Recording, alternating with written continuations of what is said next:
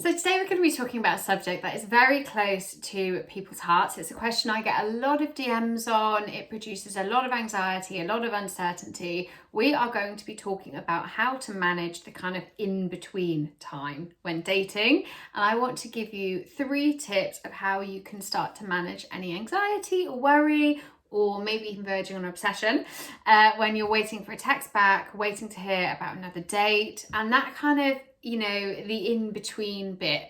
And I don't know about you, but when I was dating back in the day, that was the bit that was the most uncomfortable because it's filled with kind of uncertainty.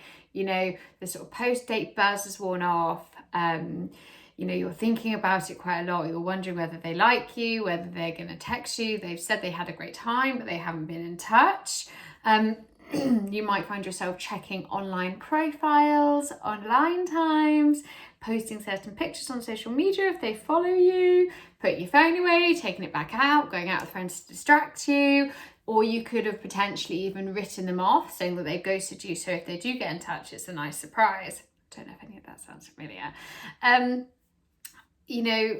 actually one thing that a lot of clients do, and that is very common as well, is to kind of go back and rehash the conversation, read it through, replay the date in your mind to see if you've done something wrong or where it's gone wrong. So there also is quite a lot of blame within that time. And you can be, very relaxed, very cool, not bothered when you're on the date or necessarily in the build-up, but as soon as you think they maybe don't like you, you suddenly get more interested.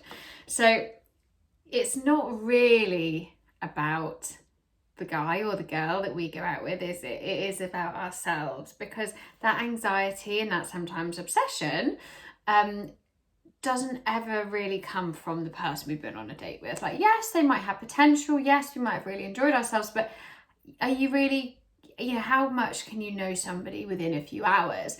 It is always about us, and it is about the story we are attaching to the date and to not getting a text back or not getting another date. It is the story we make up about ourselves, about our self-worth, about our beliefs around love, and dating and relationship and what is meant for us, which causes the anxiety and the kind of spin out.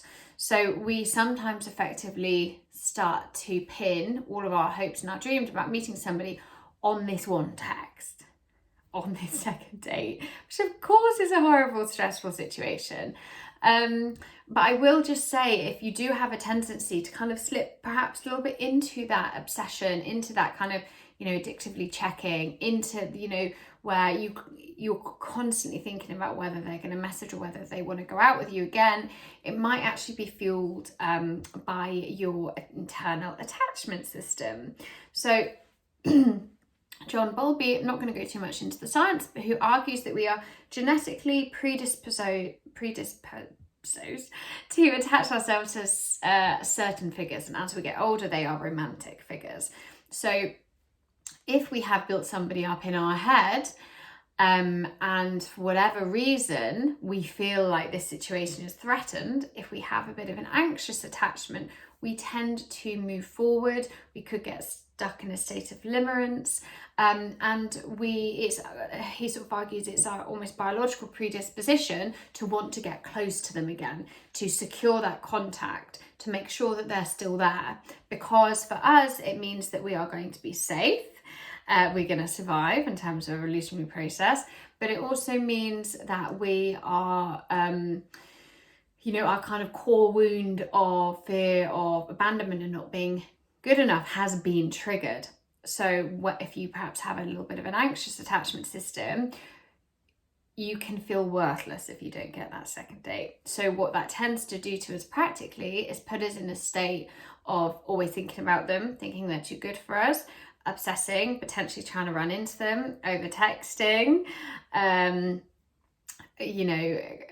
acting out, saying you don't like them anyway, trying to play games, whatever it is. But it can actually feel like a little alien's taken over your head and you kind of lose yourself, don't you? You don't feel like yourself.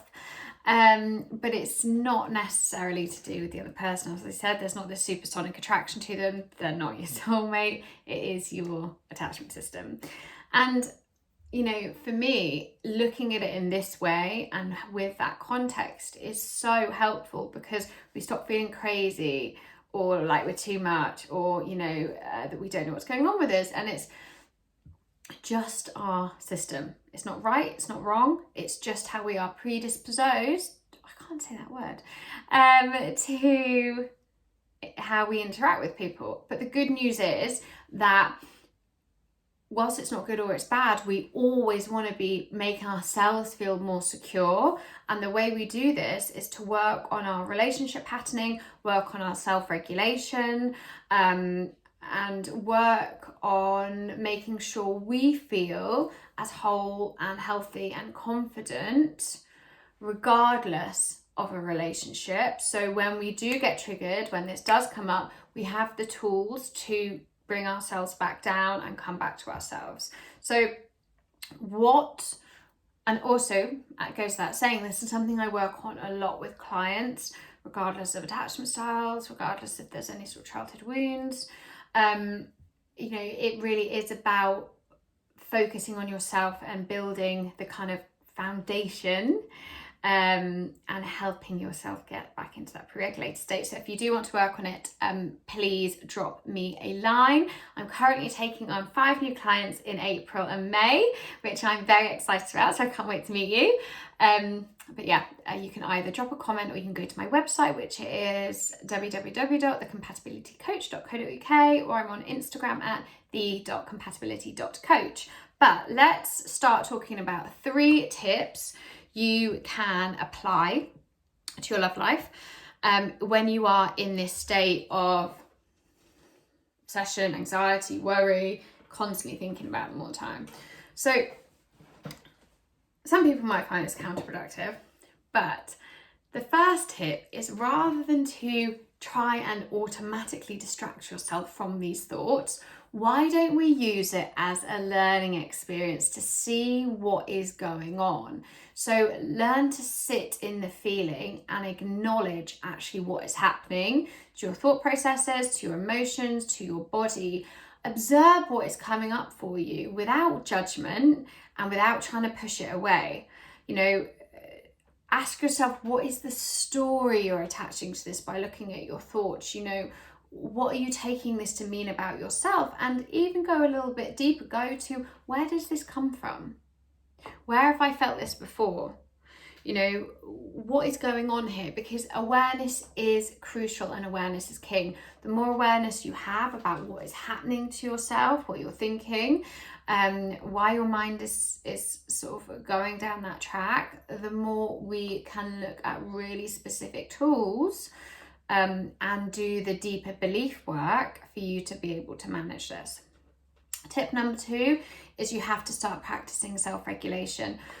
What we tend to do when we're in this state is we can either think about it again and again and again and again and again and keep ruminating on it, okay? And, you know, our automatic response is to phone everybody we know and talk about it, or to, again, let your head spiral. So because if we tend to have a slightly more insecure attachment system, we didn't really learn the tools for self-regulation. So now we have to learn them now, okay? This isn't, you know, this is something you have to do for yourself.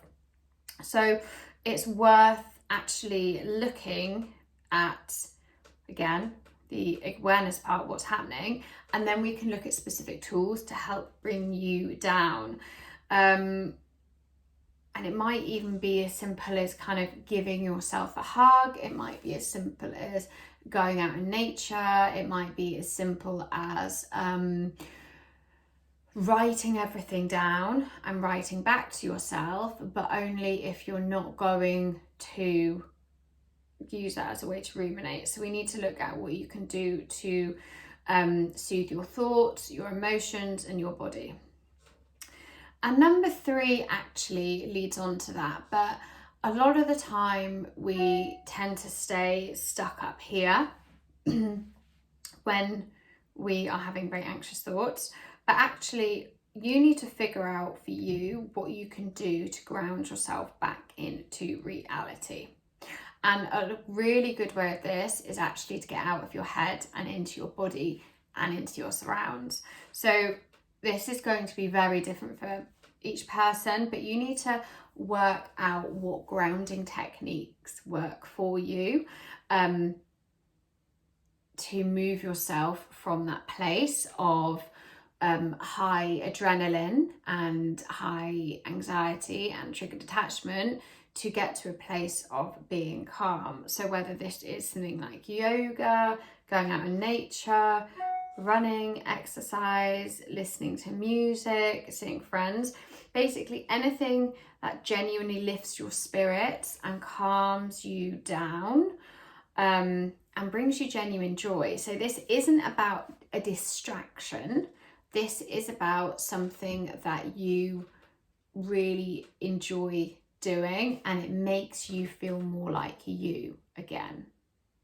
So it brings you back to your center, so you feel calm, so you can begin to approach the situation from a slightly more calm, objective, and secure place. So I'm not being more specific than that, because everybody is going to have very different triggers, and everybody is going to have kind of different coping mechanisms which we can use for self-regulation. Yeah, so to recap, sit in the feeling, get really curious about what's going on, mind, body, and emotions. Practice self-regulation, whatever that means for you, to bring yourself back down within that moment. And then number 3 is a little bit wider, but you need to work out actually what grounds you, what brings you joy, what isn't just a distraction from the person, because your mind will constantly be coming back to them, but actually what is going to make you feel more like you. So I hope that helps. But I will speak to you soon. Please rate, subscribe, like, comment, ask any questions, and see you next week.